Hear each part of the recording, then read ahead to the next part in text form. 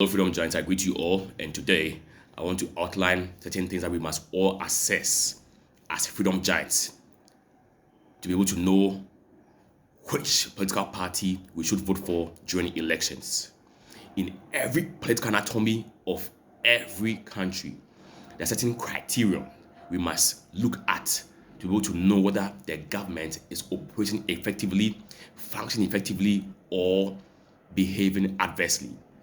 Now, the first of it all is the quality of their output.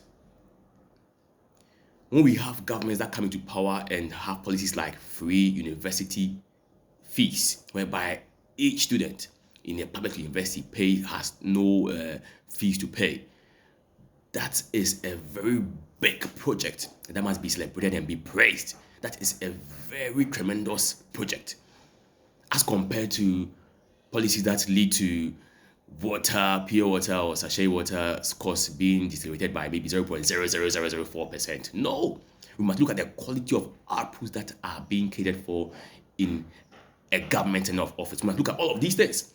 That's what we should be able to know and see and quantify whether governments are behaving phenomenally or not. Because they come into power, with loads of policies in their manifestos, but we must look at their quality and the freedom it brings to the people. Yes, that's what we must look at. And not just look at the number of policies they have and all that they say. No, we must look at the quality of their outputs. Yes. And we also must be able to assess how they behave in their ending years. The fact that a government or a political party's government is in power for 2 tenures of office does not mean that they are verbally correct. Because every president who in his first tenure of office is about to end would always try to suit the people. So always try to work in favor of the people. But in his last tenure of office, that's mostly in every political anatomy in the constitution, every president or every political candidate can vie for 2 tenures of office. So in the case whereby we see to that in their last tenure of office, they begin to suit their own needs, they begin to suit their own desires. That's when we can know that yes, these people did not come in for the people, but they came in for their own parochial desires. Yes, a lot of presidents can come in their first tenure of office, they'll be so good, so cool to get votes to go into the second tenure of office because they'll know that in the second tenure of office, if they are there and they're about to leave, they don't care what will happen. They don't care who would come, whether it's the opposition party or their own party. So they'll just be there and allow things to be anyhow. So in their last year of office, we begin to see how they behave very adversely. So we must look at their quality in their behavior, in their governance. That's one. 2, we must also look at the equitable distribution of positions.